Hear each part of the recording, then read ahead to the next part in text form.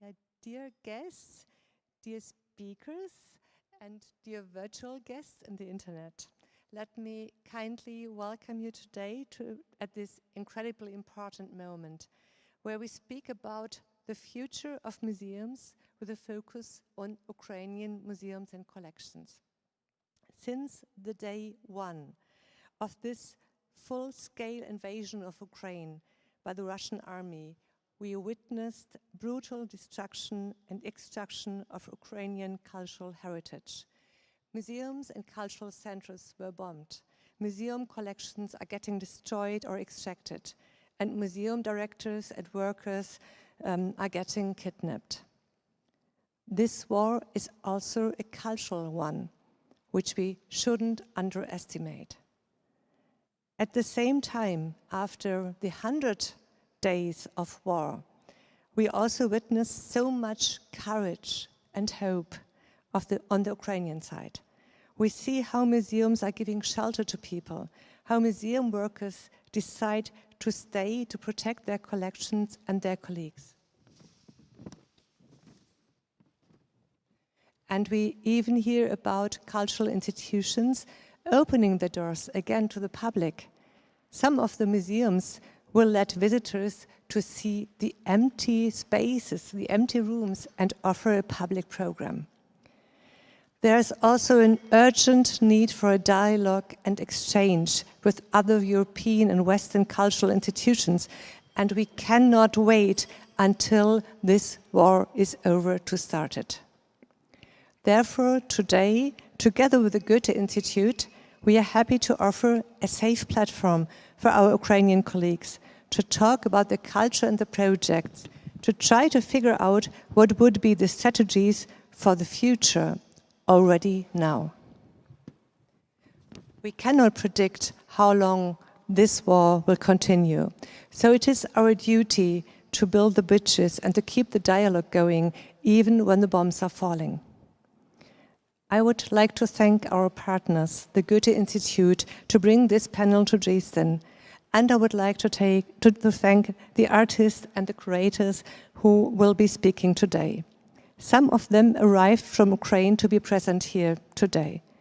Oksana Bashinova, Nadia Kabilinke, Daria Pridibailo, Tetiana Filevska, Lada Nakonechna. We are looking to learn more today and encourage you today to use this unique opportunity to engage in the dialogue, and also virtually you can of course follow us and discuss with us. The moderation today is done by Maria Isalis, my dear colleague working with us since quite a long time already in a project on romanticism, and from now on also as curator, as part of the department for programming and international relations, and she's born in Kiev. Maria Isalis. Thank you so much. Thank you, our wonderful General Director, Marian Ackermann, for these words. I think it's important to hear about the dialogue. And thank you so much, all of you, for coming. And Oksana, we will see her in a minute for tuning in. But before I give the word to our wonderful speakers, I would like to introduce them, because I think it's important to know who are our participants. So today we will start with Oksana Barshinova. And Oksana is the Deputy Director of the National Art Museum of Ukraine. She is an art historian, curator, and researcher studying contemporary art and the history of Ukrainian art in the second half of the 20th century and the early 21st century. She is co-developer for the new concept for exhibiting modern and contemporary art at the NAMU, which is the National Art Museum of Ukraine, and the author of many articles on the history of Ukrainian art. Oksana will be with us in a second via Zoom. After Oksana, we will have a presentation by an artist, Nadia Kabilinke, who is sitting on the right from me. Nadia was born in Tunis in 1978 and spent her childhood in Tunis, Kiev, Sharai, and Dubai until she graduated from the University of Fine Arts in Tunis in 1999. After that, she transferred to the University of Paris Sorbonne, where she received her doctorate in 2008. Her biography is shaped by migration histories that are also reflected in her artistic work, which often explores places and their discontinued histories. She is primarily concerned with the physical effects of what usually remains invisible or unnoticed, be it people, structures, or power imbalances. And today we will hear more about her project in Kiev. After Nadia, we will hear Daria Pridebailo, who is a Ukrainian curator. She was the one who arrived yesterday from Kiev, directly from Ukraine. So she will be our source of the newest news from our country. And she is a curator, art historian, founder of an NGO, Art Matters Ukraine, and TRSHCHN platform. In 2019-20, she was an editor of the transitory White magazine.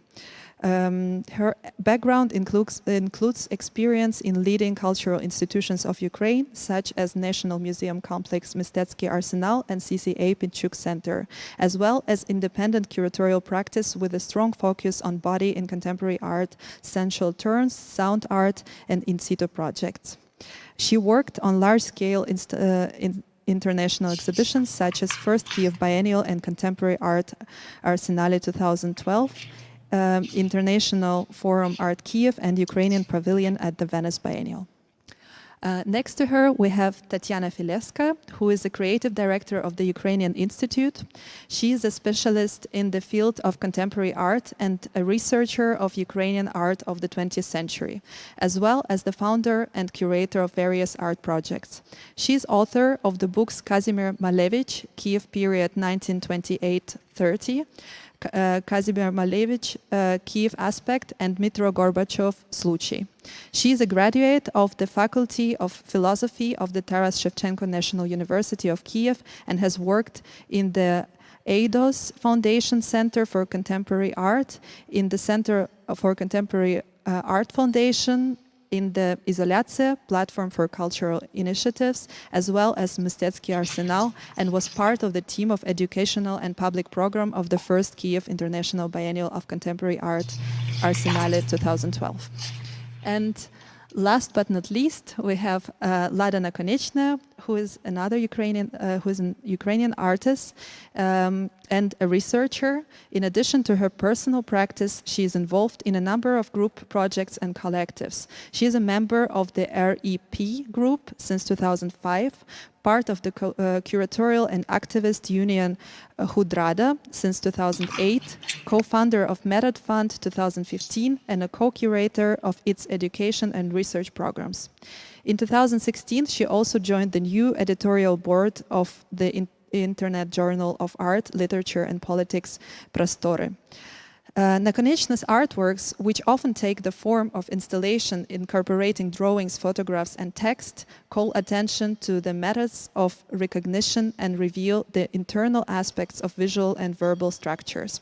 Her latest artistic investigations are based on artistic and archival materials related to the art of social realism, understood as a method and institutional and educational system.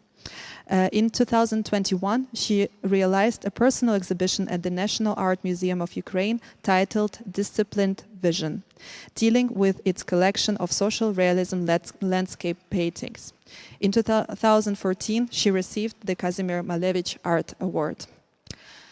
So now we already see Oksana Barshinova, and I would like to give the word to her because she will give us a brief introduction to the collection of Ukrainian Museum of Art. And Oksana, do you hear us? Yeah. Perfect. And what about me?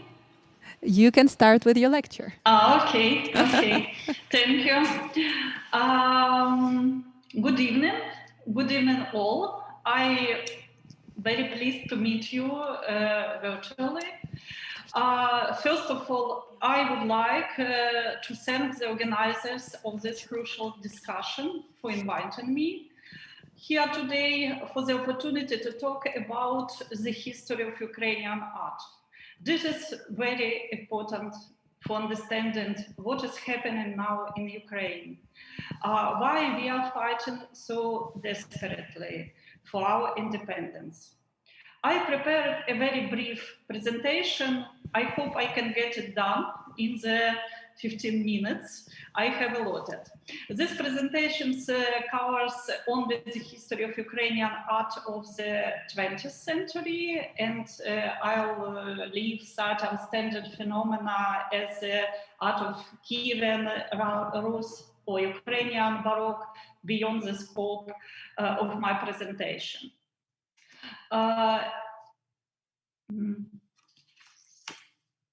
Moment.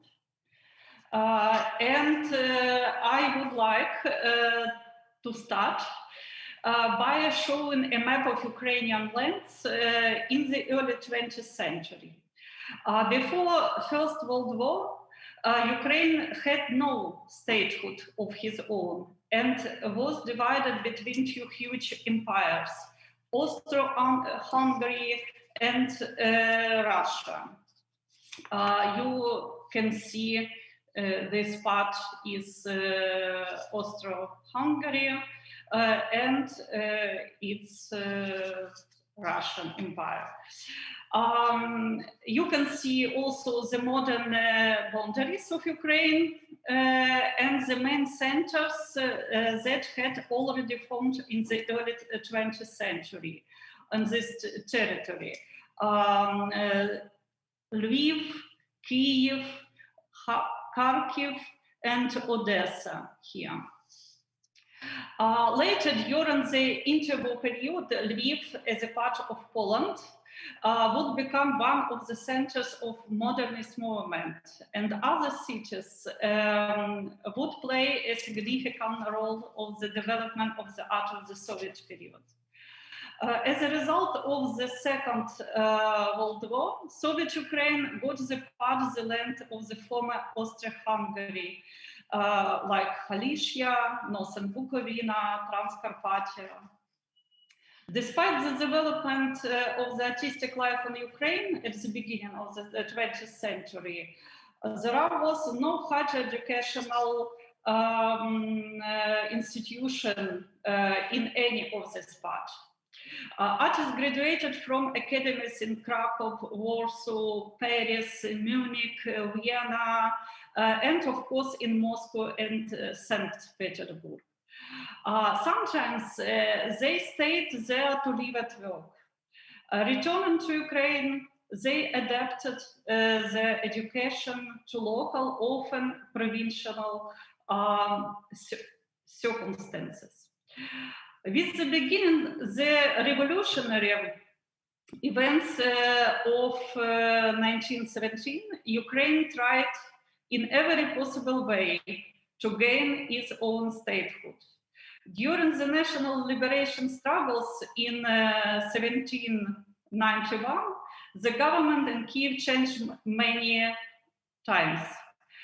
All national governments, Ukrainian People's Republic, Hetmanate of Skoropadsky, Directory, realized the importance of the development of Ukrainian culture. However, they did not manage to bring all their plans to life. In 1917, the Ukrainian People's Republic was established, and its government was headed by the well-known historian Mikhailo Grushevsky. He is here. He supported the initiative of cultural figures to create the Ukrainian Academy of Arts, which exists to this day. On this slide, you can see him among the founders of Ukrainian Academy of Arts. These were artists of different trends, from academism, symbolism, to Fauvism, and various national versions of modernist movements, represented by Narbut and Vasil Krychevsky. This is by... they were the first authors of the design of banknotes and coat of arms of the Ukrainian state. By the way, the design created by Vasil Krychevsky was adopted after the proclamation of Ukrainian independence in 1991. The most character in this story is Mikhailo Baichuk.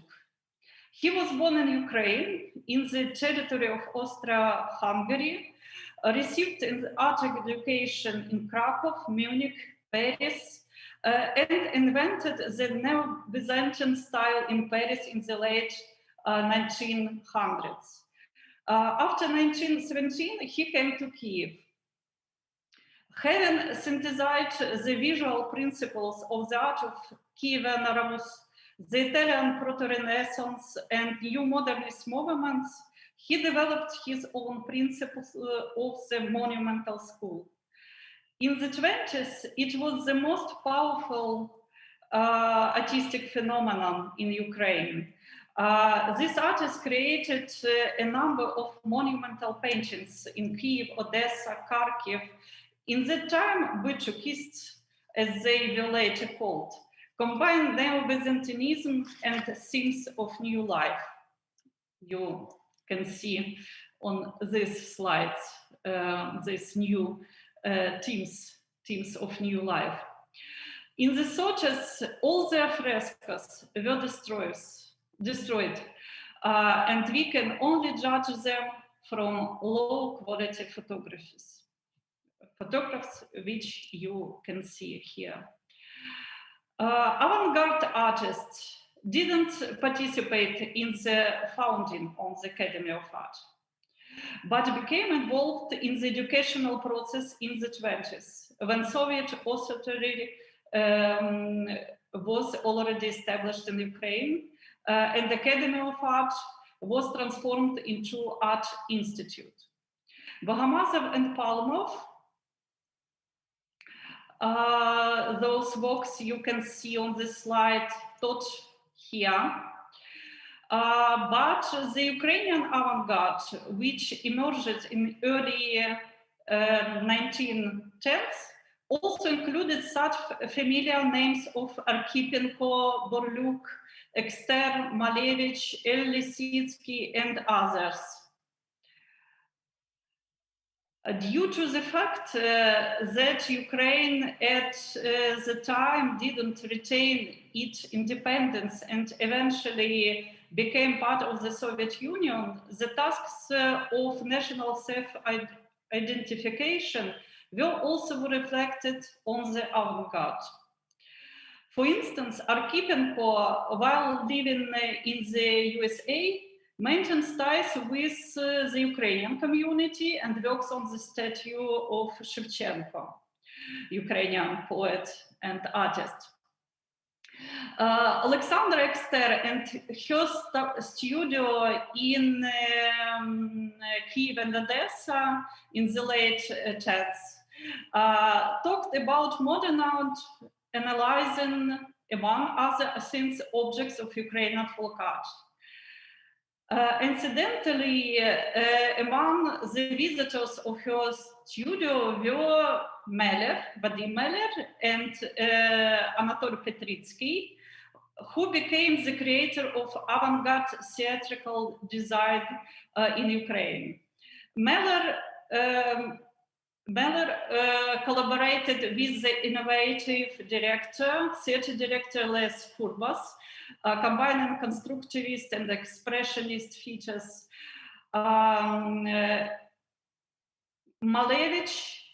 Kazimir Malevich lectured at the Kyiv Art Institute and published his last theoretical articles in the Kharkiv avant-garde magazine New Generation, Nova Generatia. In general, in the 1920s, Kharkiv was the capital of the Ukrainian SSR and the center of avant-garde, constructivism, art deco, and expressionism. Outstanding artists, theatrical figures, writers, poets, critics work here. It was an era of Ukrainization and the active development of national culture. This period was called the Red Renaissance, which very soon turned into the executed Renaissance, as most of Its leaders were repressed and murdered in the Sochis. The already mentioned theater director Les Kurbas, Baychuk, and many representatives of his school, writers, poets, musicians. Since then, the worst word in Ukraine was not even been formalism, the Soviet abusive term for modernism, but Ukrainian bourgeois nationalism. You can see here work by Vasily Yermilov, one prominent artist in Kharkiv, who was working in Kharkiv. And a series of portraits of Ukrainian cultural figures of the 20s, created by Anatoly Petritsky, demonstrates very clearly what happened to Ukrainian culture in the 1930s. It is about 100 portraits which were destroyed after the execution of righteous artists, musicians. For instance, the writer Mike Johansen and the Boychukist painter Ivan Padalka were shot, and we have only low quality photos of their portraits. Miraculously, several portraits have survived, in particular of the famous futurist poet Mikhail Semenko, and he was also executed by the Soviet authorities.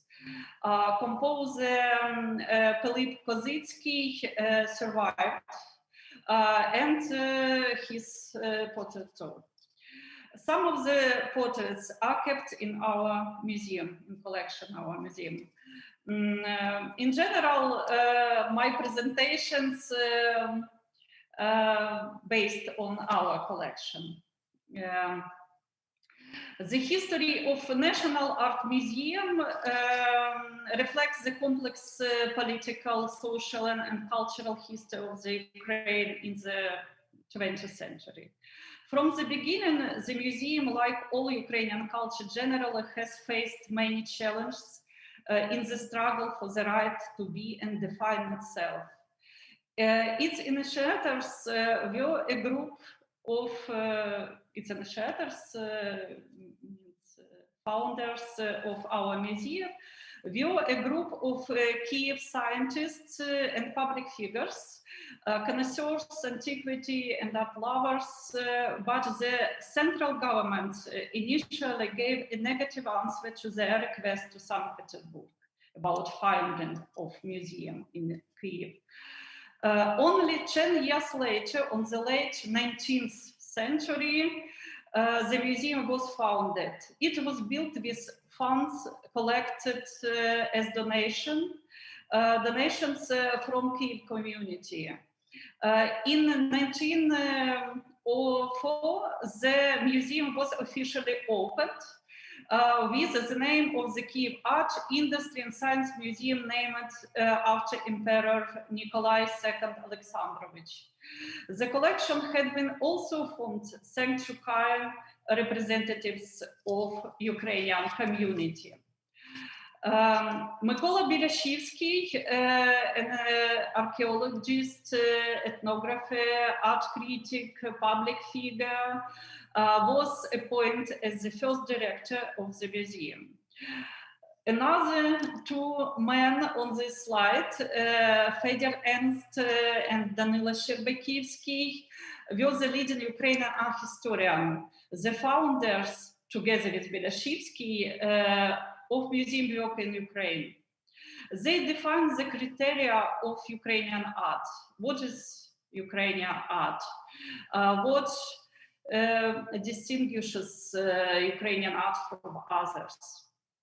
Thanks to them, the museum hosted several iconic exhibitions in 20s.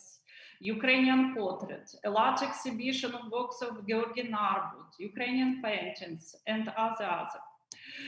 But their lives of Ernst and Sherbakivsky ended tragically.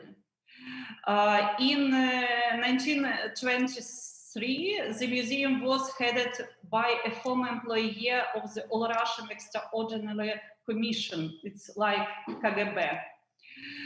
He publicly accusing Danilo Sherbakivsky of improper storage and damage of museum objects. Sherbakivsky, unable to withstand to persecution, committed suicide. Ernst ended up in the Gulag on charges of Ukrainian nationalism in the 30s. During the Second World War, he was shot as a German spy. He was a German by origin. The repressions acquired the biggest extent in the 30s. In the 1937, half of the museum staff was shot. In 37-39, a special fund, Spetsfond, was included, that included formalist, political, and ideologically harmful objects of preservation had been formed. Spetsfond special fund is the special museum storage for this type of art. It was a completely closed fund where no one had access except the director or chief curator. What kind of art went into the special fund? These were artists who is in one or the other way did not feature in with the Soviet government. Among them, there are all Bolshevikists, avant-garde, symbolism, and other modernist movements. Special fund was supposed to be destroyed in 1939, but it was not destroyed as Second World War began. In 1953, after war, the special fund was supposed to be destroyed again, but Stalin died. And all works in the special fund category were transferred to the zero category, meaning a non-core fund. It has never been audited by higher organizations, but simply preserved. Special fund miraculously survived. Now these works are a part of the permanent exposition of the National Art Museum of Ukraine. On the slide, you can see a fragment of large exhibition in our museum with the title Special Fund, Spetsfond in Ukrainian. Almost the entire collection of the Special Fund was on display there for the first time. In Soviet times, culture was under strict ideological control. The museum used to be one of the instructional tools forming the correct views of the Soviet people. On the slide, you can see the example of the museum exposition of the 30s. This is current Konenko Museum in Kiev. The expositions were compiled according to the sociological principle. Also included in the ideological aims of the Soviet authorities was the task of clearing a place for socialist realism, which was defined as the highest stage in the development of the entire history of art. Here are a few examples of this art. Until the early 1990s, it was recognized as an officially supported professional activity. At the same time, After Stalin's death, during the brief Khrushchev saw the art of the Ukrainian monumentalists of the 60s and the underground art emerged. Both managed to restore the broken ties. The fact is that during Khrushchev's time, a rehabilitation committee was created. And many names, Baychuk, Kurbas,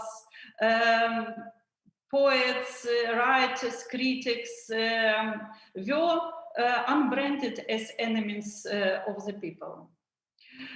This means that it was possible to talk and write about them. Young artists could learn at least something about them. The traditions of the Baychuk school were provided by the Kiev monumentalists, and this example shows that they combine the traditions of Ukrainian monumental paintings of 20s and the practice of Mexican muralists who were very, very popular in the USSR at that time. But their activity did not last long. They look an active civic stance and publicly advocated the granting of national self-determination right to the Soviet republics and defended civil liberties. This vitrage, this stained glass window, was destroyed immediately after its creation, leaving only a sketch. Shevchenko's image was not presented in accordance with the official ideological interpretation. The artists were accused, these artists, Alla Gorska, Panas Zalivakh, Lyudmila Semykina, Viktor Zaretsky, and others, these artists were accused of Ukrainian bourgeois nationalism, and in the late 60s, after the suppression of the Prague Spring, many of them signed the famous Kiev letter to the Kremlin, which marked the beginning of new repressions. Many cultural figures lost their jobs, ended up in prison, and Gorska was murdered by KGB agents. Since the early 70s, all the most interesting things in art could only exist in the underground. The underground artists had no political goals. They formed a kind of secret circles of like-minded people in Kiev, Odessa, Kharkiv, Lviv, Uzhgorod, in Transcarpathia. They were often connected to their own local traditions and modern Western art, information about which penetrated even through the iron curtain. For example, Zverinsky in Lviv created his works from real materials, as did his European colleagues at the same time. Marenyuk in Odessa combined the traditions of icon painting and post-war abstractionism. The underground artists worked for themselves, communicated with each other, but were in dire need of the public, of the audience, of course, and as the modernist, formalist in Soviet reality, works were not accepted for official exhibitions. In 65 in Kharkiv and in 67 in Odessa, for the first time in USSR, there were two unsanctioned street exhibitions. In Odessa, it was the so-called fence exhibition, which lasted a couple of hours, but fortunately was captured by a photographer. Conceptual art developed in Ukrainian cities as well. Here you can see various practices of artists from Odessa, Kiev, Kharkiv. These were performances, actions, objects, photographs. It is also underground art or marginal art. Managed to realize his idea of biotechnosphere in a small town in Donbass. This is Popasna, which is now completely destroyed by the Russian army. This object by Fedor Tetianich disappeared in the early 1920s. Apparently, it was sold as metal iron, I think. Finally, in the end of the Soviet era was marked by the emergence in the late 1980s, on the wave of perestroika, of two phenomena, postmodernism and neomodernism. Postmodernism ironically reinterpreted socialist realism and ideas of political heroism. Their paintings reached a colossal scale, similar to the pretentious paintings of the Stalin era. The neo-modernists rejected figurative representation as a legacy of the Soviet era. They addressed the task to restore and links with the ruined Ukrainian modernism of the early 20th century. Both sought to enter the process of global contemporary art, to overcome Soviet isolationism. Since the 90s, Ukrainian art has been developing in the mainstream of the global art, and we hope it will continue to do so. As can be seen from this literally punctuated presentation, the history of Ukrainian art in the 20th century was completely consistent with the history of the country. Despite the fact that entire phenomena and period were artificially erased, removed from public display and discussion, artists of different generations made tremendous effort to preserve an unbroken line of development of Ukrainian art. And this is it. Let me thank you all for coming here today, and thank you for listening. Thank you all.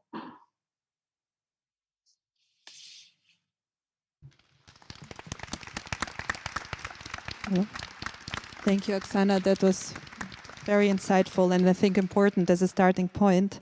But now I would like to give the word to Nadia Kabelinka, who actually exhibited worldwide in the Darat at Alpha Nun in Jordan, at Izolatia in Kiev, in Kunstmuseum Bonn, Dallas Contemporary in Texas, in Mosaic Rooms in London, or Centro Arte Moderna in Galveston Foundation, Lisbon. And she was also part of group exhibitions in Centre Pompidou Paris, in Guggenheim Museum, and also in MoMA. So I would like to ask you, how did you come to the topic to work with the National Ukrainian Museum and actually to develop the project which was supposed to open, and it didn't yet? We were discussing before that it didn't yet, and we hope which will still open, which is directly actually dealing with the topic which Oksana was presenting us and with the Spets funds. So I would like to ask you to give us a presentation about how it came together and how, yeah, I think it's working. Yeah, please give us an insight. And can we have her presentation? Yeah, perfect. Thank you so much. Thank you, Marsha, Maria, for the presentation. Thank you very much, Oksana. It was passionate to hear again, to tell us about the history of the museum and the collection. to answer your question, how did I get to the idea for the exhibition, which is called Blindstrom? It's actually a process. It didn't happen from one event. It's several things that succeeded. And I would like to start from a work that actually is not directly related to Blindstrom. It's called Remont, because I could situate probably with the time now. You know, it's, at that time I didn't know, but I think it is quite tightly related to the whole project, and particularly to one which is part of the exhibition called Heaven and Hell. So let me say 2 words about Remont. Remont in Ukrainian means refurbishment. It's like a kind of, I would say, I discovered that the word Remont has to do with the Ukrainian lifestyle. It's not just refurbishing, it is really the process always to renovate something, but in a way that you have to repair somewhere else. So it makes that it's kind of a circle that's never-ending process. On the one hand, it's you see, as a Ukrainian, you see what I'm talking about. So on the one hand, it is very problematic because you never stop repairing, but on the other hand, you realize that it brings so much flexibility. The society is so flexible, so whenever something is not working, you're not stuck, you know, like, oh, it's like, okay, so how do we go further, you know? So there's like kind of, it's very fluid. And I think this idea of Remont is part of this fluidity. So as I always see, things have always 2 sides. Shadow never exists without light. And I think this is also like a red line in all of my praxis, because my work is very much related to injuries, to suffering, to wars, even before, of course, before the war in Ukraine. But there's always this kind of very highly aesthetic approach to it, and I think this is the light that I'm searching within the darkness, unconsciously. So Remont, what do we see? There is paving stones within an exhibition space, and this exhibition space is very specific and particular. It is in Kiev, but actually it is a displacement of an institution that used to be in the Donbass, and it is called Izolatia. At that time, I never thought about it, but today it rings 1,000 bells, because Izolatia, which was an incredible art institution for contemporary art, a meeting point for many people all around the world coming to Ukraine, now it became a prison and a center of torture in Donetsk. So it's moved to Kiev after the Russian invasion, which started already in 2014. And of course, now I'm speaking about it more in detail because this is like just, we realized that the war really actually did start 8 years ago, and it's not only now. And so I showed Remont the first time, it is at Izolatia, and the idea came from the refurbishment of my own apartment, where I realized at that moment that really reparation is not just a state, it's just something that happens, it's a state of being. So what happened is that I brought the paving stones from this, what we see in the streets basically, and brought it within the exhibition space. Because also in Kiev, when you walk or when you are on your car especially, you really have to hold on because everything is super shaky. And the state of the country is unstable and shaky. So I wanted to bring the shakiness within the space of the exhibition. And it is actually sound installation, because while you walk on it, you have the sound of all of this. And I don't want to stay a long time on this just to show how it's linked to Blindstrom, but very important point here is that the problem is that the floor is unstable, but what holds it together is the grout, so the solution, and the solution is hanging on the walls. Can you go to the next, please? So the grout, as you see, what should be holding the stones, we look at it, and it is maybe a metaphor to the world in which we live. We prefer to walk on the problems, even if it's really dangerous, rather than taking the real risk, but finding the solution to put things finally together.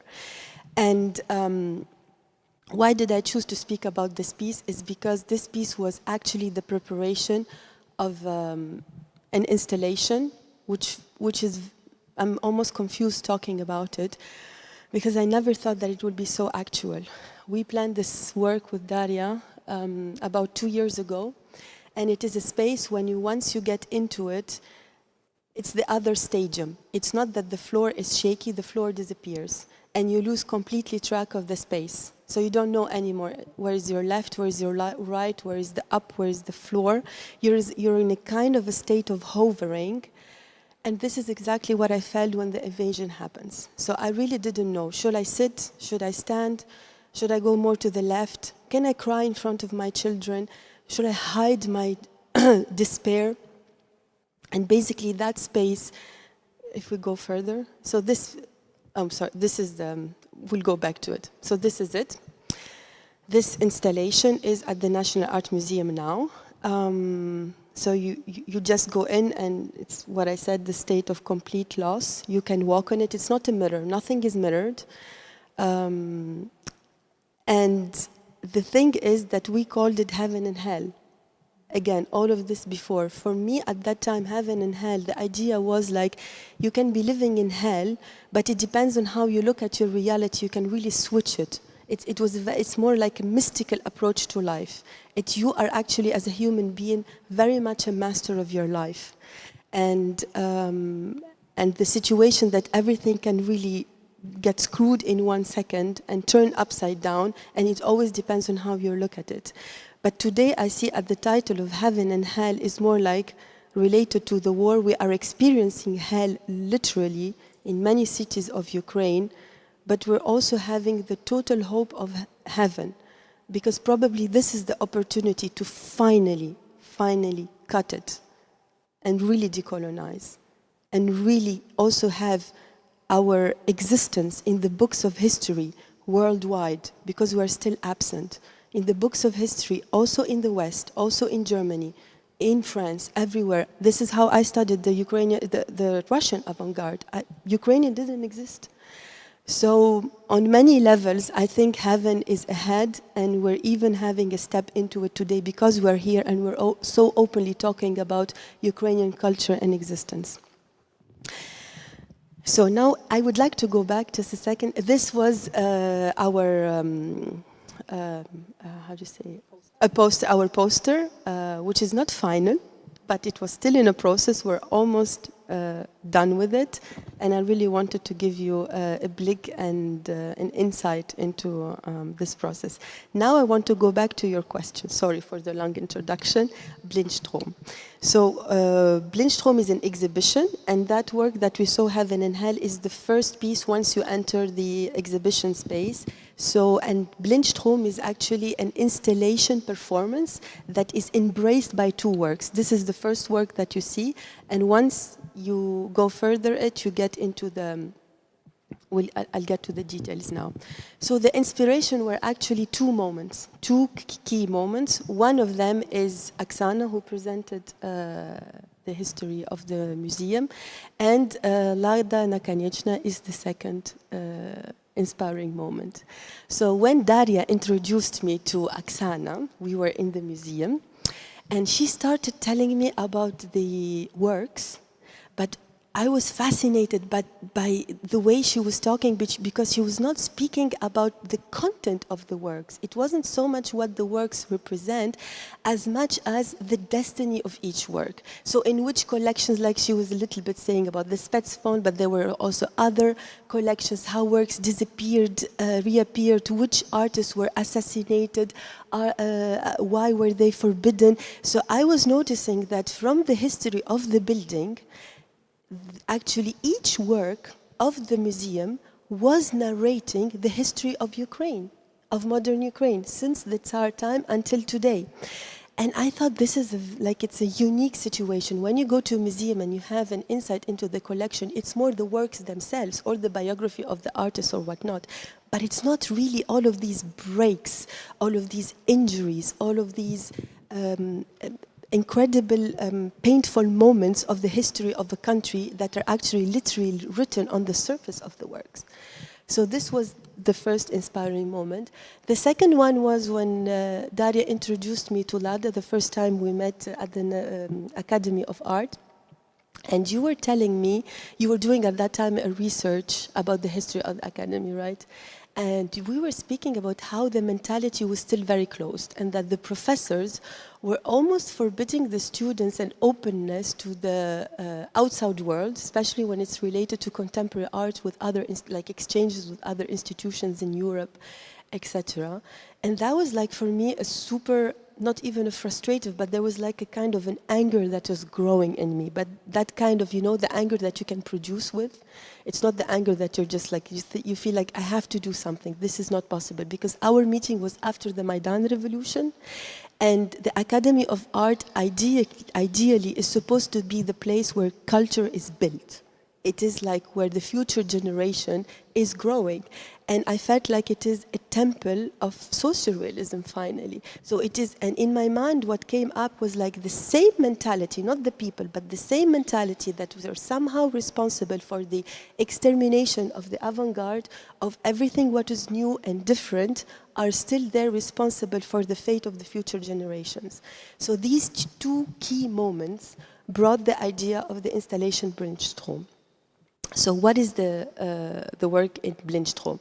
It was considering the Spetsfonds, the collection that Oksana spoke about. By the way, again, here another very sad reminiscence.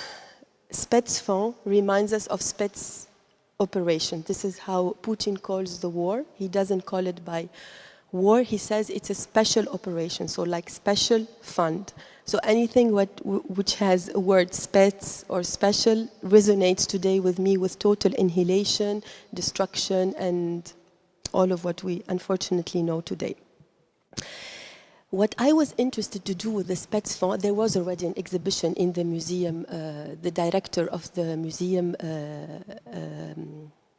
Julia Litvinets, made a book, fascinating research about particularly this collection and an exhibition. I was more interested to look into the works that were not shown because they were so destroyed.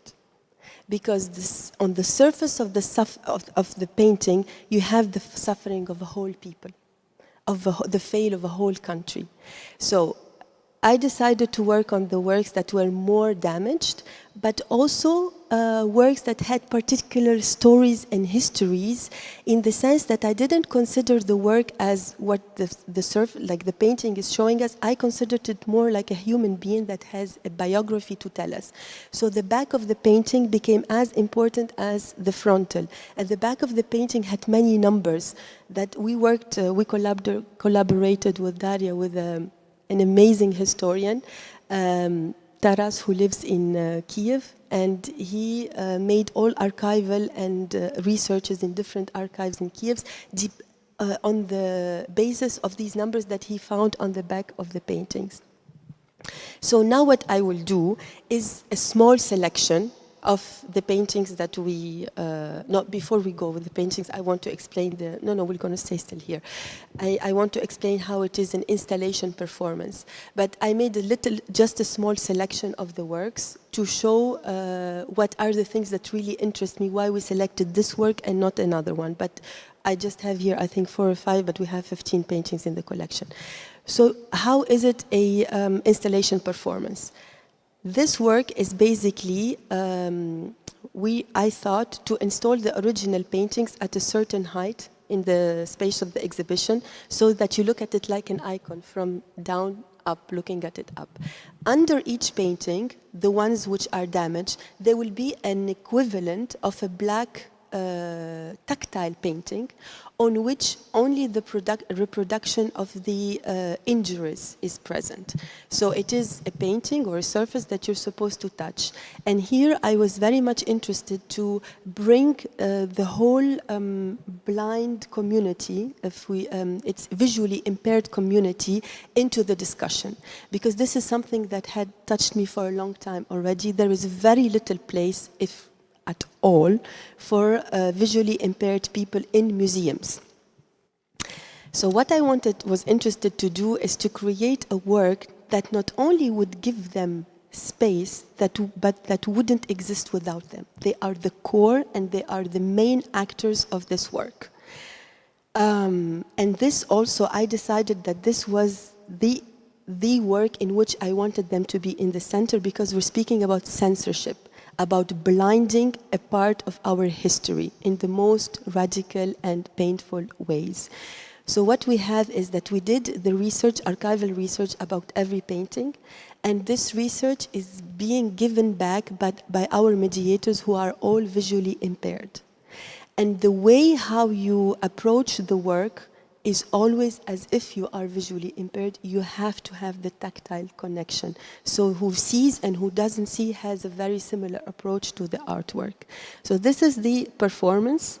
And now I would like to, so this first work is of Irina Beklemisha. And I chose this piece not only for the injuries, but especially for two reasons.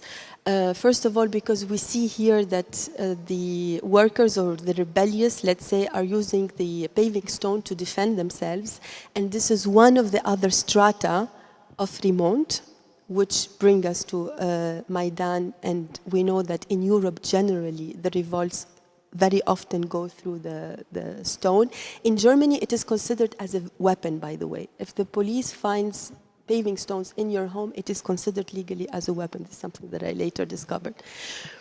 I want to go back to a very important point. Sorry, I discovered recently. This is what shows you that I think there are no coincidences in life. Everything somehow is meant to be. Why blind?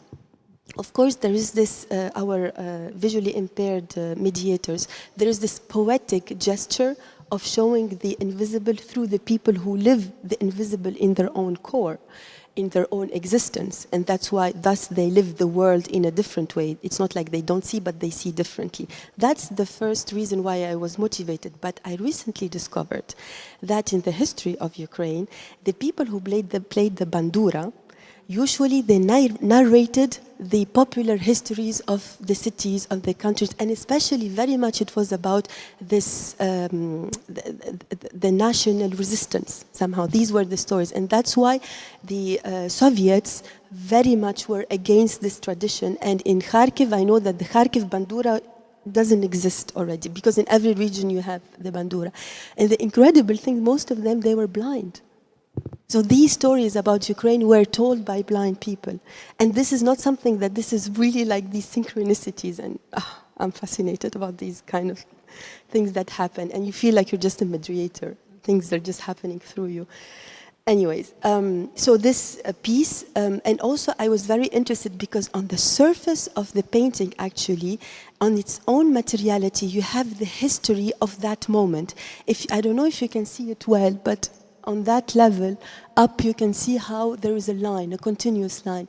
That line is actually two canvases that have been connected, sewed together, because the artist was very poor. And in these times, artists generally, in our research, archival research, we find so many letters of artists really not having the money even to pay their academic studies and asking the academy to liberate them from these fees, and struggling basically to survive. So they used all the means that they had, and if they needed like 4 pieces to make one canvas, it's okay, nothing stopped them. I think this is also, again, something into this core of this resistance that we're finding today on a different level, of course, but there's a kind of a nature of, we have to go on. And there's another very known artist, Oksana Pavlenko, yes, thank you. Oksana Pavlenko, she's super known for her aquarelle, gouache and drawings on the background of newspapers. And it became later a whole movement, like working with the background and the drawings and using these newspapers. And she says it openly in her letters because she didn't have paper. And so that's also another way where, when you have destruction, like in our case today, or you have extreme poverty, you don't complain, you don't stop, you continue. And by continuing, there are incredible possibilities that come out. And these things are discovered through studying these artists. So, yes, on this one, it's not so much visible, sorry, but you have these black traces. This is how I really traced millimeter to millimeter all of the damages on the surface of the painting, and this is how it looks at the end. So at the end, this is what will be the black tactile surface. Of course, now we're just seeing black on white, but this is the material that we send to a company who produces tactile material for museums. So they use the same technique to produce our panels. So this work is from Katerina Borodina, and I chose to show you this piece because it is extremely damaged.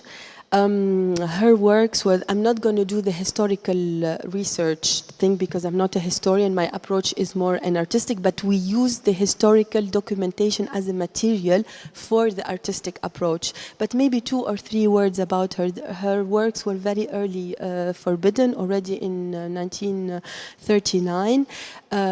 Because of the so-called formalism, she belonged to the school of the Boychuk, but then she was rehabilitated, and again in the 80s, this is the incredible thing, again she was silenced because of this style that is not accepted by this kind of mentality in the art school. So this is how we proceeded. It looks easy, but these are like incredible hours of work. This is the final result of the panel. And so I also discovered that they are like, what can I say? The Spetsfond, there were 3 main reasons why works came into the Spetsfond. One of them that Oksana spoke about is the so-called formalism, and this is like most the avant-garde, anything that didn't correspond really to the socio-realism, the main reason. The second one, it was for the content, which is not accepted, for example, for Ukrainian nationalism or things like this. Or the third one, this is what we'll later see, very interesting, even from artists who are very known, there are figures that became enemies of the people, of the nation. And in this case, they had to disappear completely from the surface of the existence. So everything they published, they showed the pictures, paintings, everything had to disappear. So we'll continue. This piece is from Hihori Ksiniak.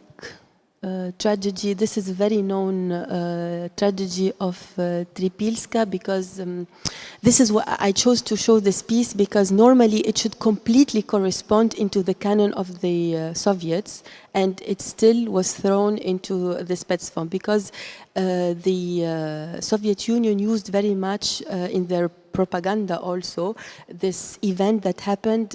Part of the army and the Komsomol, they were massacred in a region around Kiev, and they made many like paintings about this, monuments, etc.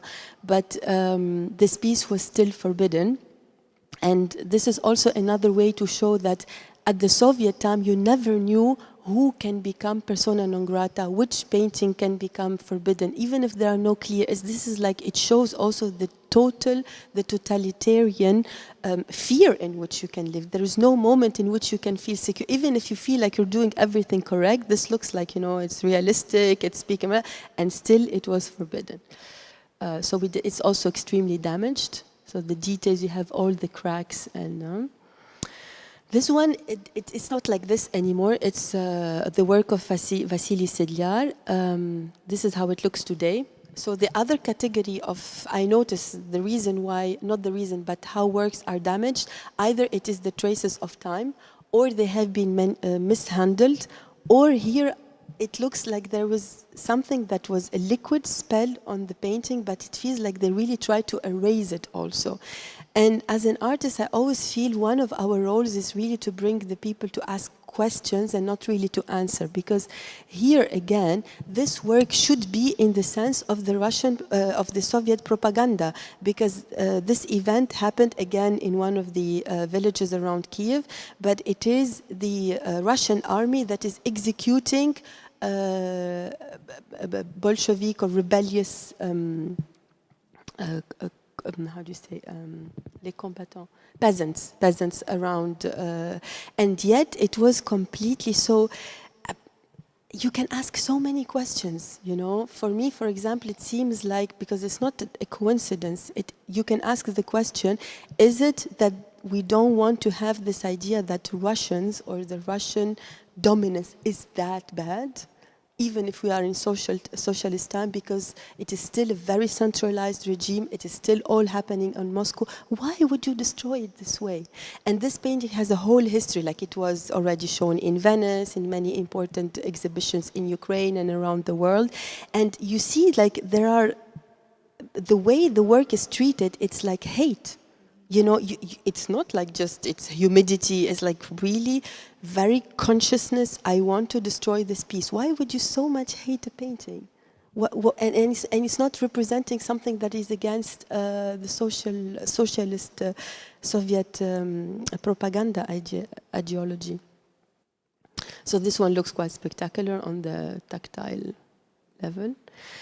This one, I thought it was also very interesting to speak about because it's a work of Isaac Brodsky, who is the star of the Soviet Union. He was considered already in the beginning of the 20s as the official painter of the regime, and he painting like he started in the middle of the 20s. He started to make a series of very known political figures of the Soviet Union. This was his idea, and this person is so his name is Alexei Rykov, Alexei Rykov, and he is one of, at that time, one of the very important figures.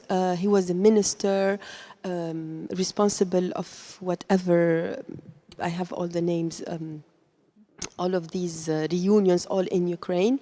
And at a certain point, he became the enemy of the people. So everything what is related to him, this is the example we're speaking about, had to be erased and should have no existence. So again, even a star who is actually the tenant of the social realism and who vehemently fought against any kind of avant-garde, his work is also disappears in the Spetsfond. And here I gave some, it's not part of the Spetsfond, but I wanted to show like how consequently and how almost surrealistic this work is done, because you see the face is almost delicately erased. They tried to find the same color as the background. And then I'm like, did they really consider that the work will still function when they erased it? It's not like they erased it, but they really take time to do it. And it made me think of the technique how the Soviets used to take and change pictures. So here you can see Trotsky on the right side of the picture, and of course the Lenin. And this picture is very known because it was very much used for the propaganda. And then here, erased. But this is something that you can do in the photography. The painting is a medium that resists to that, and still they did it. But what's interesting is that our Brodsky used that same picture to make a very known painting with Lenin. This is another one with Yefim Shemtsov, and this painter actually he only mostly did commissions, state commissions. And all of these figures are important figures of the Ukrainian political Politburo. With Taras, we were able to guess and almost find the identity of each person. Some of them were also persona non grata, but they didn't erase the face. It already completely went into the Spetsfond. This painting, for example, was never shown. Absolutely never. It was done and directly went away. Yeah, so before I go to the last one. So that's basically just a little selection of the works that we choose, and I explained to you how it was meant to be with the guides and with the tactile surfaces. This piece, Blindstrom, is surrounded by the two pieces. The first one that I spoke about, Heaven and Hell, and the second one is a video installation. I'm showing only a still here. And this piece is called Squeezed in Infinity. Because again, this feeling of you have these infinite somehow possibilities which are all fake, and finally you're completely squeezed. So it is an illusional open space, and in this piece it's the only one of the very rare biographical, autobiographical works. But in the context of this exhibition, I think people will not, in Ukraine, here it would be completely autobiographical. But in Ukraine, I think it would can also be seen as a piece of an archive. Because in this work there is a fly that is moving in the rhythm of the voice of my mother, who's speaking about her life from the moment but not her life, only the bureaucratical process that started from the moment she married my father in the Soviet time until me today struggling to get my Ukrainian citizenship, and I can't because of that Soviet moment of bureaucratical break. Yeah, so this is Lindström. Thank you so much, Nadia. And I think now we want to hear Daria, who was your curator during the preparation period, and we hope that the exhibition can still happen. But maybe tell us how was the work? Thank you so much. Thank you, Nadia, that you shared. It's actually going through this through the project which we were working since 2018. When Nadia and team arrived to Kyiv, first time for a pretty long time, and we organized, let's say, personal residency where we introduced into the context, to the art institutions, and then the idea, also National Art Museum and Academy, and that, as Nadia said, the project was starting growing out of that conversation, out of the deep histories where we dived in. And today, I must say that I really feel that I feel a bit really related to 20s and 30s basically, because we were supposed to open an exhibition on the 4th of March. And you could imagine that the preparation was so active for the last 1.5 years. And the moment that was the cut that was in the practice of us, our team, National Art Museum, and other artists, cultural workers, it's something very, similar that Ukraine repeats in Ukrainian history, and something that related to 30s back in the 20th century, when the very active process of cultural development, many art schools and institutions were brutally stopped by repressions, by violent deaths of cultural workers, artists, and directors of museums too. So it's a lot to say, definitely, about this project and how this Lindström becoming even more important today.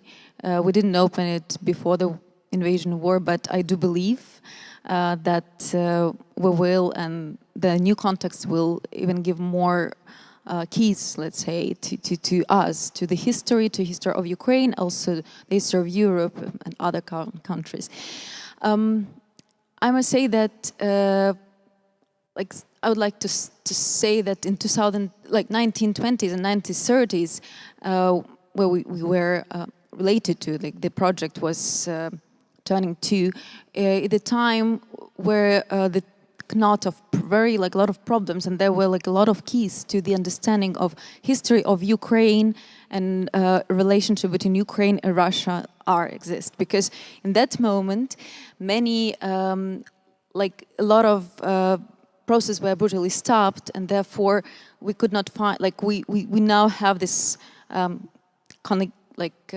relations, understanding what was exactly hidden. So many things were hidden, and as you know, after the avant-garde, which was extremely bunt, the social realism came and won. That made the process very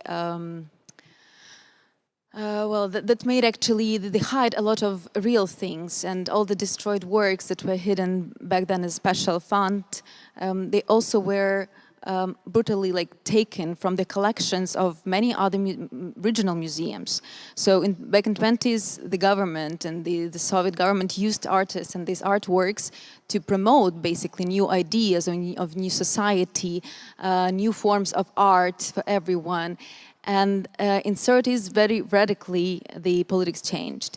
All the avant-garde was actually switched into the, so from reality that artists worked with, they switched into the elusive reality and to the very idealistic one. And that's what, for example, Ladina Konechna also works with the landscape at the very political, that also is very political form of Soviet realism.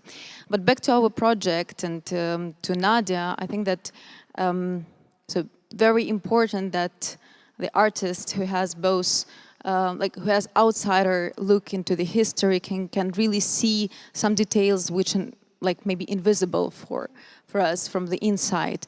And what makes this project special and the particular approach that we, in the Blindstrom, we went to the shadows, to the very dark angles, and as you saw through the works which were never shown before, which were never exhibited, that were really dramatically damaged and were not even accepted today as something like important in our collection, but which gives us a lot of keys to understanding, like what is a persona non grata, for example, that the silence will, as Audre Lorde said, like silence will not protect you, how all the political games switched all the time in the Soviet, back then, and that's what this concept we have today.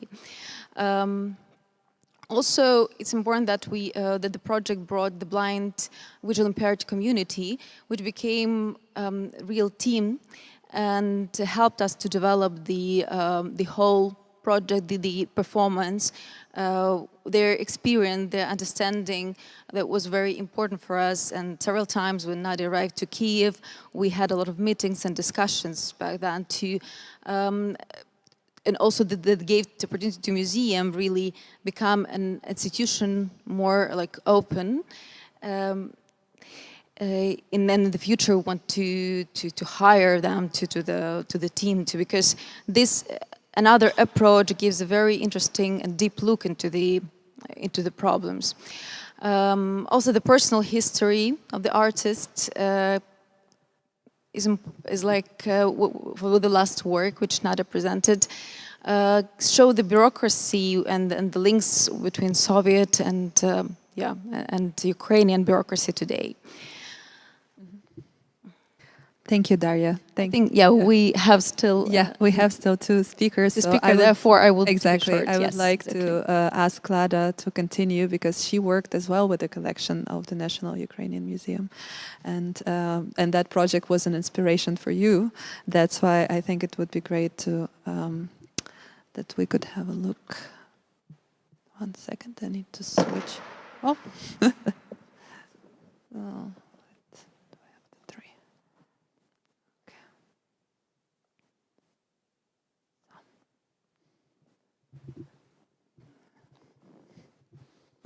Hello, everyone. Thank you for invitation, and thank you, Nadia. I think you initiated my invitation to this discussion because the center of our discussion is a National Art Museum, and Nadia is working with its collection, and we already had the insights into the history of Ukrainian art from Oksana Bershinova. But I also want to use the stage to make small insights to my work with the collection of National Art Museum and show several images. It's not a stage to present fully my work, but some thoughts around, and by representing images from exhibition to give also important questions to our table for future discussion. The work you see this, it's one room from the exhibition titled Disciplined View. I realized it in National Art Museum in 2021. Also quite a long way, also because of COVID and different situation. And I'm happy that I realized it, and I wish you to also finish with your work because it's important when work is public, and then it is open for others to react, to discuss, and giving the important thoughts for the development of Ukrainian culture. The background of my ideas are the process of researching social realism together with Method Fund. It's an organization I'm co-founder of, and we realized with National Art Museum seminar together with museums, Ukrainian museums, art museums. 14 or 15 museums participated. The representatives of museums came to Kiev, to National Art Museum, to discuss what we should do with our heritage with social realism, because all funds of museums are full of social realism art, and museums cannot just get rid of them. And we heard from representatives of museums their ways of dealing with social realism in their collections, and some of them decided to just hide this totally from expositions, and some decided to show some examples to just point on how this regime was and how it was dealing with art and using repressions. But what we saw that museum workers were disappointed mostly. And then we understood that it's really very important to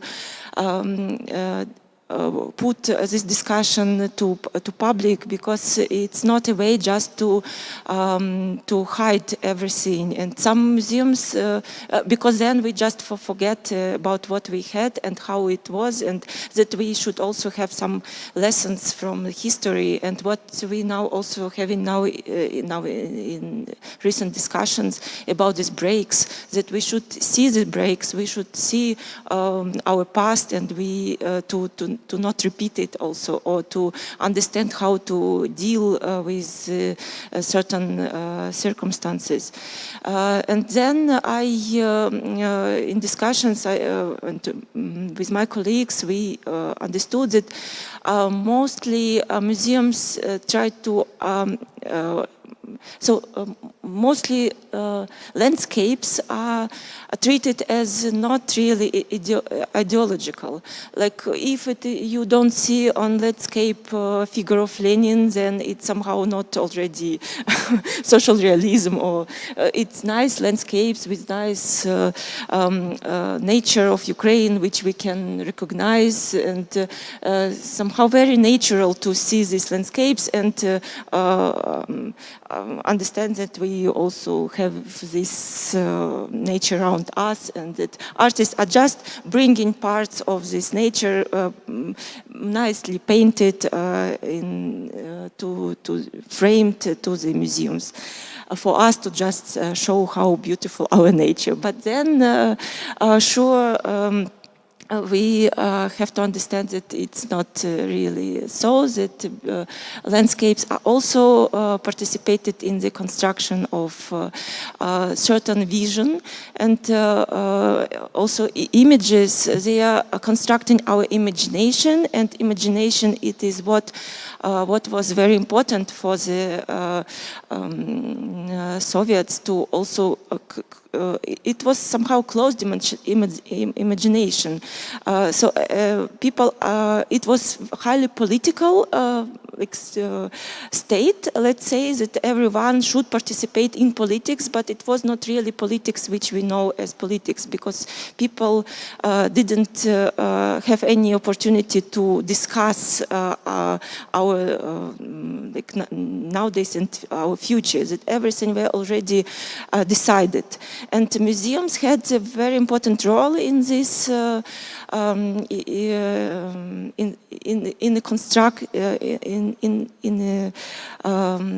ideas of how to construct and how to lead people, thinking of people about history, because all expositions were unfolded in one way. In all museums were constructed almost the same, and they didn't have any breaks, and they were very solid, and that's why it's so easy to believe that this history which represented through images in museums is natural. And that's why it's so difficult now in academies and everywhere with many people to discuss and criticize this way of our perception, because it's so already naturalized. And so in this installation, it's not very much visible, but there are some parts I put white, it's with drawings, so it's difficult to see here. But what I did, I I put these artworks from collection of National Art Museum in one image where you see the horizons. So I attached one to another paintings showing that they're having one horizon, like some parts of the you can see. And it's also because people were trained, viewers were trained to see like, so we see everything through these images which are framed, so like fragmented images, and through these fragments were represented history, but by putting them in one big image, I somehow breaking this fragmentation.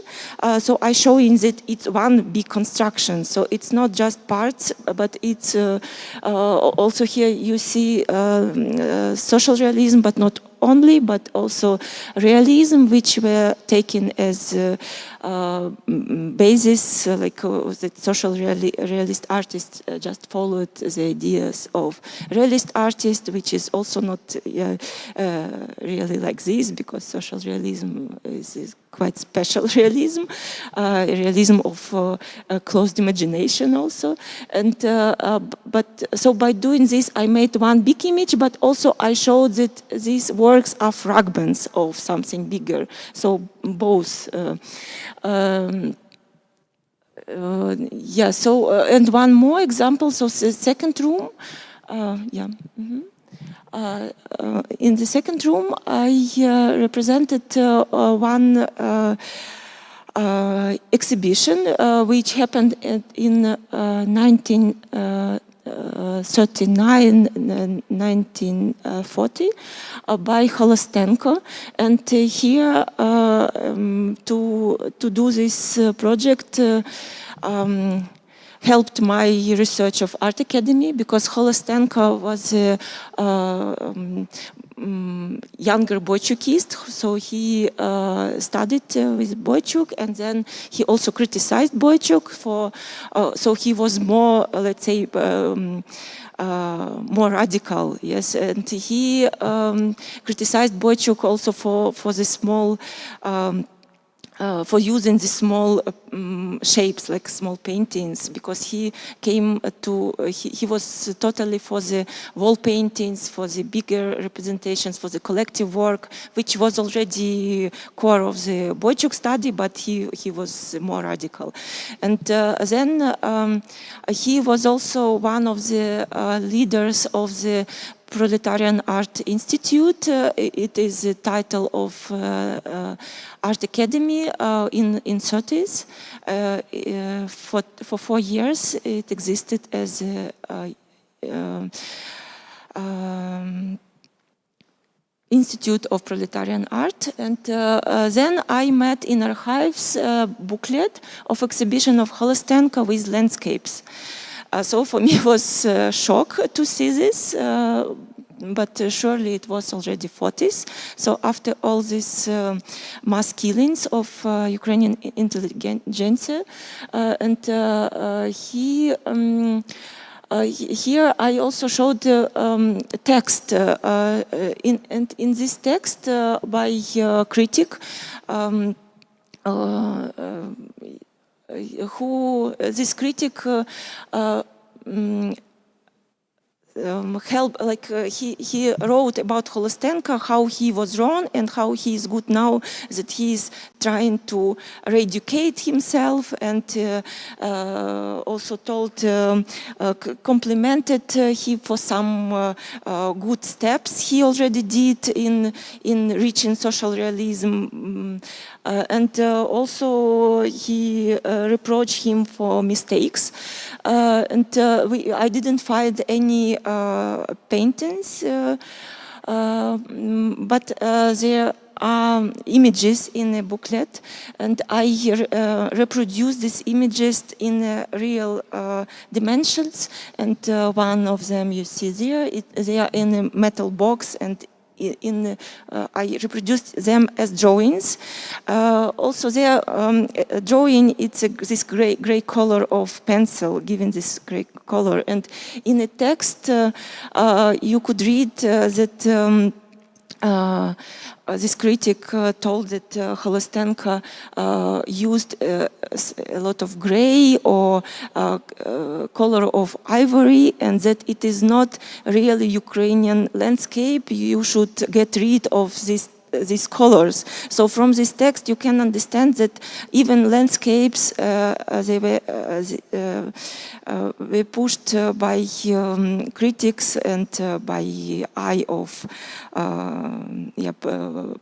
political top ideologists in that even landscape, it is construction. And just coming to the end, I want to stress, it's landscapes in ivory color.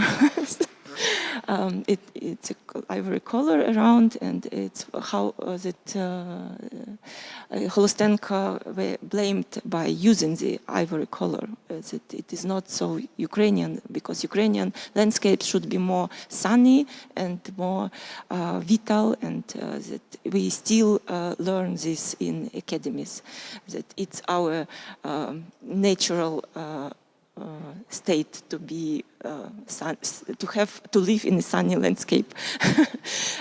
Yes, but also we discussed now before starting this event about pushing Ukraine to the out of the development of the cities, that Ukrainian culture always were pushed to this peasant culture, and all modernistic development were hidden and or destroyed or not supported, if to say it's not so strong.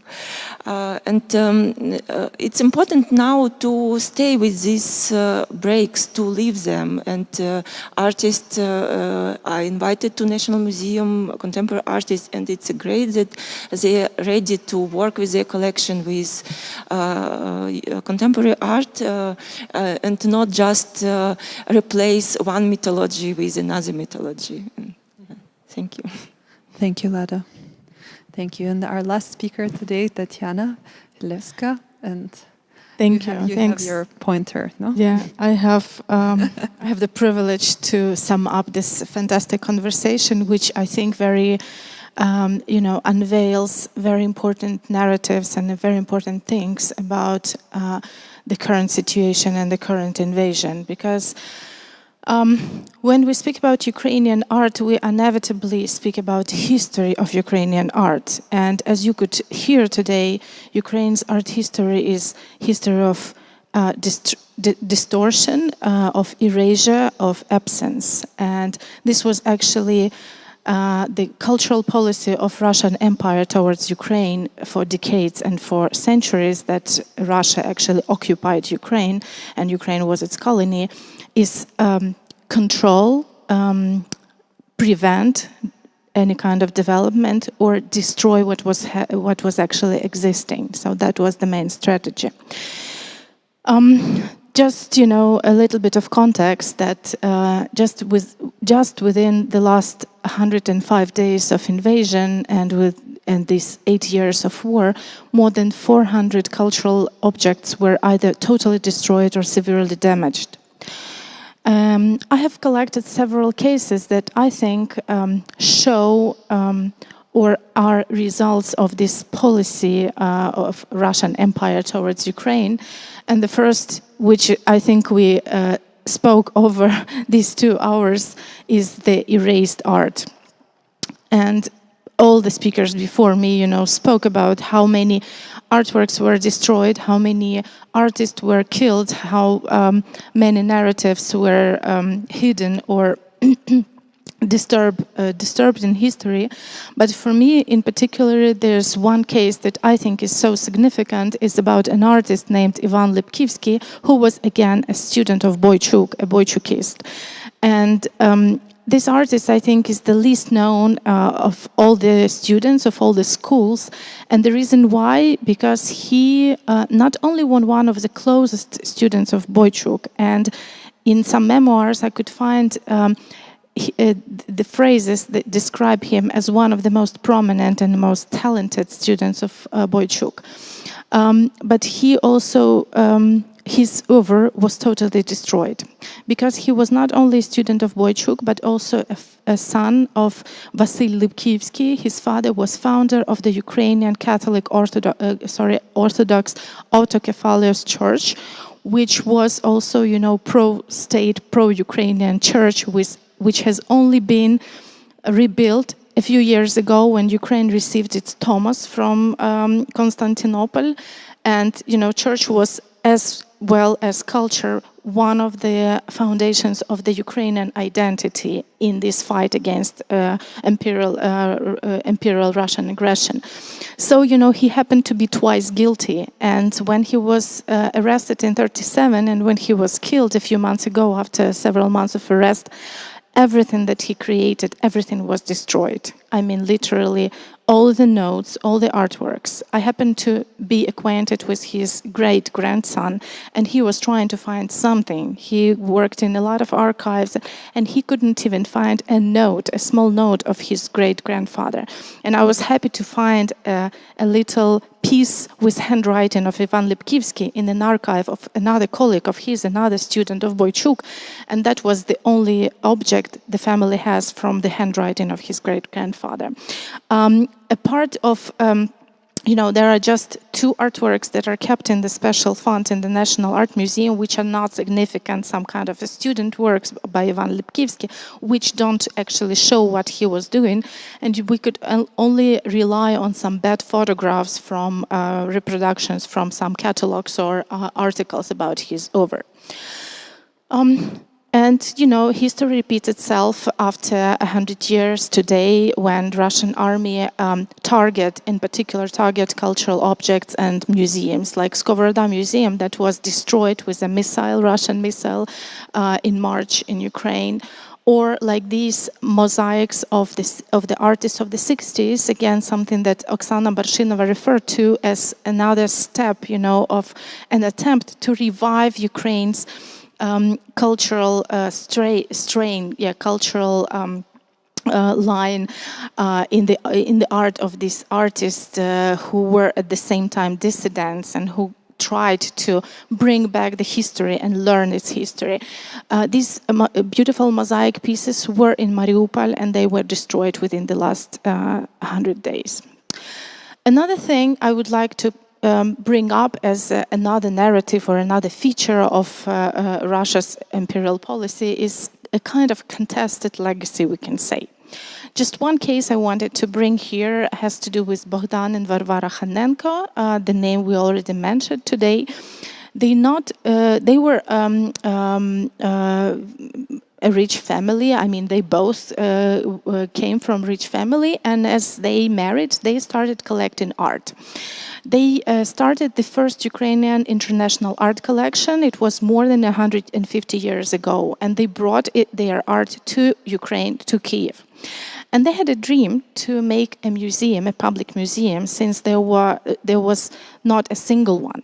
But as the case with, let's say, artistic schools or art institutions, it was the same with museums, that you had to have a permission from St. Petersburg, from Moscow, in order to open up an art studio, art school, or a museum.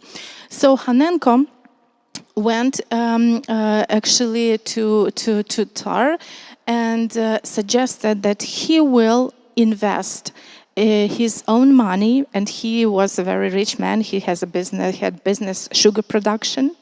Again, we will talk about food shortages that have to do with the war in Ukraine now. And he promised that he will build a pavilion for Russia in Venice, so that Russia can present its art. And so the pavilion was built with the money of Bogdana and Varvara Khanenko. They, managed the whole process. That was their gift to the Russian Empire, but that was also part of the deal, because as the opposite side, yes, so for building this pavilion, Khanenko was allowed to make a museum in Kiev. So when he was allowed to do that, he opened up the doors of his own house, full with masterpieces of Western artists and also some of Russian and Ukrainian artists, because they collected all of it, but mostly foreign art, international art. They created the first public museum in Kiev with international collection. So on the right, the photograph, you can see how it looked like before the Soviets came, the Bolshevik Revolution. And on the left, on the top, you can see how the museum looked like in 1943 when Nazis left Kiev and they took all the collection with them. So you can see the empty walls. Unfortunately, a lot of artworks from that collection was never returned to the Soviet Union, to Ukraine. And the only colorful photograph down there on the slide is a photograph taken just a few days ago in a museum, and all the collection is evacuated now to protect it against Russian invasion. But as you know, the pavilion now belongs to the Russian Federation, because after the collapse of the Russian Empire, it belonged to the Soviet Union, and also Ukrainian artists exhibited there. But after the collapse of the Soviet Union, the pavilion was inherited by Russian Federation. So Ukraine does not have its own pavilion, and each time for every biennial we have to run around Venice and find ourselves some place to show our art. And the last case I would like to present has to do with misidentified art. You already know why you know so little about Ukrainian art history and about Ukrainian art, but there is another reason. Actually, there are a lot of artworks by artists from Ukraine or Ukrainian artists in international museums. But oftentimes, when you look at the captions or when you look at the biography, you don't find any kind of identity towards Ukraine, because usually artists like, for example, Vasyl Yermilov, who was born in Kharkiv, lived his life in Kharkiv, worked there, he's mentioned as a Russian artist. This is a thing that is changing, and I know that many museums are actually trying to change this practice and don't mention any kind of identity that has to do with ethnicity or nationality, and just mention the place of birth and death. And I think that's a better practice in such case. But another thing is that as long as these artists are associated with Russian art, and in case with Vasyl Yermilov with Russian avant-garde, it's really hard to somehow communicate and associate these artists with Ukraine and Ukrainian art. And it's my personal case. These are photographs of the same room in MoMA Museum. The one on the top was how the artwork by Vasyl Yermilov, it's the far right, was hanging from the 30s when Alfred Barr brought it from the Soviet Union until the beginning of March 2022. And I myself wrote dozens of letters to MoMA asking them to hang the work properly, because it was hanging upside down. And there was no reaction at all. I mean, absolutely nothing. I mean, I received some emails saying that thank you for making MoMA a better museum, but they eventually didn't do anything. But after 24th of February, as I sent again a note saying that, maybe now you will do something, because Vasyl Yermilov was actually Ukrainian artist. He is a proof. And I sent another package of materials, including photographs of Yermilov standing in front of this work, and it is hanging properly, because actually the work is a letter B, Ba, in Cyrillics, in Ukrainian language, and it was for Boris, because it was dedicated to a friend of Yermilov, another artist named Boris. So and the work was hung properly just in a day. you know. Thank you, So Tatiana. there is actually, unfortunately the circumstances is, but we are finally getting our voice heard, and that is so important, because one of the conclusions that I won't read them because basically I just spoke about it, that, you know, we have to see that Russia was always an empire and its attitude towards Ukraine was always colonizing. And now what we have to do is we have to stop it and we have to revise it and we have to see what the result of this colonization. And we obviously have to give a voice to Ukrainian art and hear the Ukrainian story. Because one other thing that I would like to finish up with, as you know, Putin tried to legitimate his invasion of Ukraine on the 24th of February with history, with, you know, this famous lecture at 2 o'clock in the morning, which was full of fakes. But unfortunately, you know, we find and seeing that these fakes are sometimes reproduced by major international media nowadays, unfortunately. And he used those fakes to legitimize this invasion. But giving a voice to true history, I mean, unveiling the true history is also part of winning this war and, you know, helping Ukraine by giving a voice to its art. So thank you for having this platform today as part of this victory. Thank you. Thank you, Tatiana. Thank you.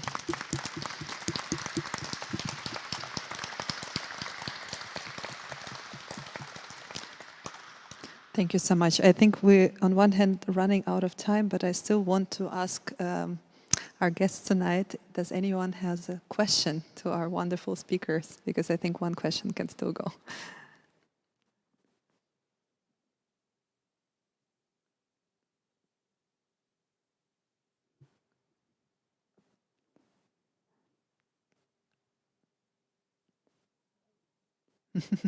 If everyone's shy, I think I have one very last one, because we were discussing it before about the Ukrainian nationalism, actually, which is sometimes something we are dealing with, and it's also part of criticism towards the developments within Ukraine. So maybe in your approach to give Ukrainian voices a platform, how would you explain also that part? Because in Europe, I think it's a big topic right now, in France, in Germany, also in UK, and we do have in the West a bit of, you know, struggles with that. And but I would like just to hear for a second from the Ukrainian perspective.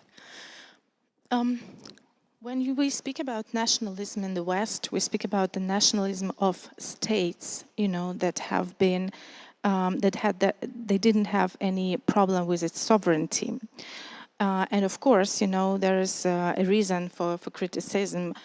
In case of Ukraine, as you could hear, the whole history of, at least in the last 1500 years, is an attempt to emancipate against the imperial power, you know. So our nationalism is not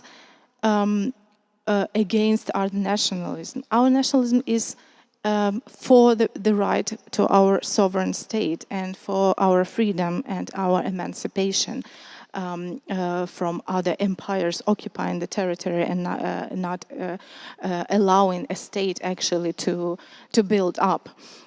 Because there was an attempt, as we say, you know, the statehood of Ukraine goes back to 17th century, 16th, 17th century, when the Cossacks first called themselves Ukrainian and formed a kind of a state which had all the identifications, yeah, so it was even recognized by other countries in the West, and it had diplomatic relationship, it had its own money, yes, governance, etc.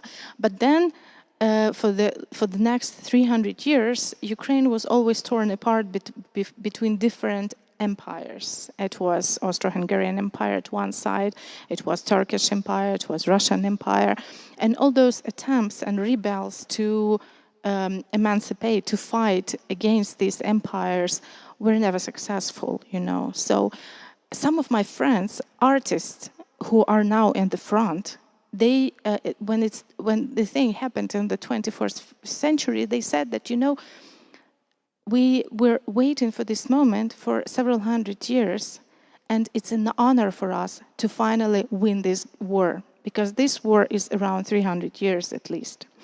So this is a conversation for possibility to identify as a country, as a state, as a nation on its own, with its own culture, language, and history. And it doesn't, it doesn't have those negative things that usually nationalism is criticized by. And please, who wants to add? Thank you, Tatiana. Does anyone want to add something?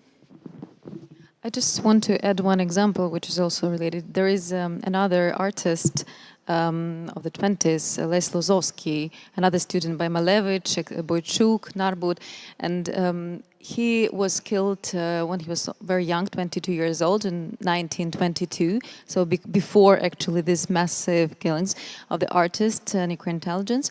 And that what actually helped him to escape the being included into the narrative, imperialistic narrative, when being appropriated by empire, by Russian, because many artists, many artworks and movements were basically appropriated to the center again, but named for the over 70 years during the period of 70s as a Soviet, as an equal and social, and etc.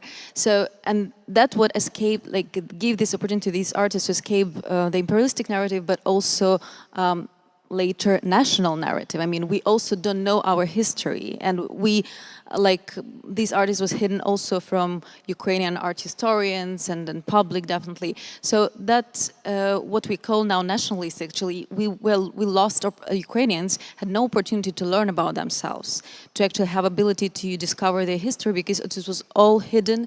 It, as a special fund, it was created as a great example at the National Art Museum, and something that today called special operation by Russian propaganda, by Russian government. It's basically the same. It's a try again, already in 21st century, to hide the reality, to hide the truth, and from both, like both for Ukraine and Russians and the West too. So today I think it's important to unite, let's say, and talking about the future of museums. It should be a place where we could unhide basically all these narratives and in the past, and be very careful today in the present. And since I'm back from Kyiv, I just want to tell about one example which I find extremely crucial and very important to share. So in Hanenko Museum, which we talked to many times today, which is empty, had to evacuate their works. Artists basically had to museum to evacuate these works in the end of February and March.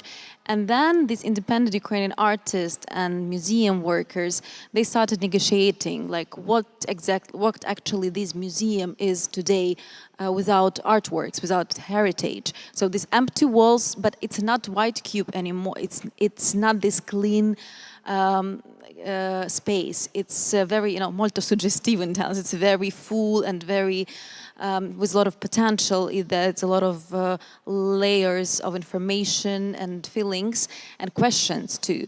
So today these artists and museum workers, curators, art historians, they are staying there, they're present in Kyiv, and just every day, like, also in danger, and the constant danger.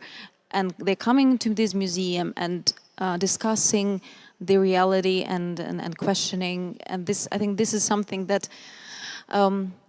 this practice can be shared also, and I think by Europe, like other museums in Western Europe. And there are definitely a lot of connections today to find, because really Ukrainian collections and heritage and museums are very very bounded, and has a lot of bonds with the rest of the world, in particular with the other European countries. Yes, and today it's very important to continue, not to lose, not to hide again the truth. Thank you.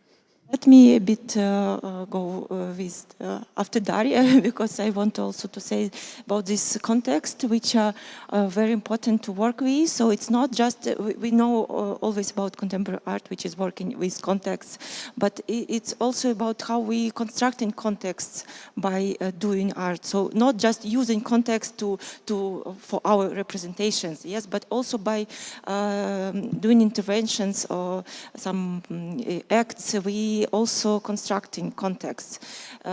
So it's a two-side process.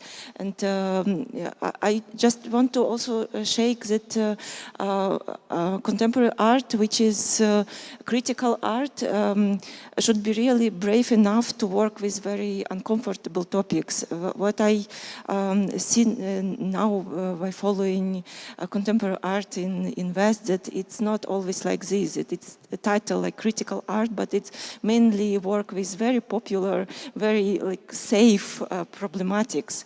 And so it also task for the museums to give the space and not to think about dangers, but help artists to be with their choices to work with quite also dangerous topics. Yeah, to stay critical. But I also loved what you said about the connection to the Western European other collections. And I think what we all witnessed is there is a big urge for the dialogue. And I think today we just started to present the Ukrainian culture, the Ukrainian art of the 20th century. It's just like a tiny piece of what's there. And I think it's a first step. And I think this event for that was very important, and I would like to thank all the speakers and Nadia. I really hope that your project can take place in Kiev after the victory. Exactly, after the victory. After the victory, it was so beautifully said, Tanya. It makes us really believe it. I mean, I do believe it. Thank you so much for this invitation, for the opportunity to open up about all of these layers, what's happening in Ukraine, and especially what we were saying about this.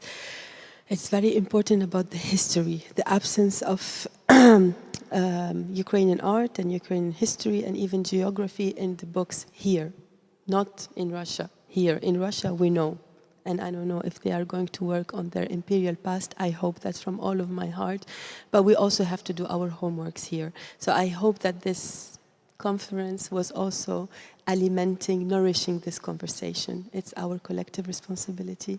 Thank you so much for Goethe Institute, for Albertino Museum, for you, for all the speakers who came. Thank you. Thank you. Tatiana, if I may just like last thought. We also have to remember that when we speak about Ukraine, we speak about a diversity of stories, of layers, of ethnicities. And, you know, Ukraine is a new political nation. This is how we call ourselves, and this is how we identify ourselves. There is no ethnic Ukrainians, I mean, in any kind of term, because you can be Georgian, you can be, I don't know, Jewish, Tunisian, half, third, whatever. But if you choose to be Ukrainian, you know, if you choose to fight for the values of dignity, freedom, creativity, then you belong to this community, you belong to this culture. So this is, this is what Ukraine is. It's a diversity, and our history shows this. Thank you, Tatiana. And we will finish at this beautiful words. Ukraine is diversity. Thank you so much. Thanks to everyone. Thank you, Marian, as well, for the wonderful words. Okay, thank you.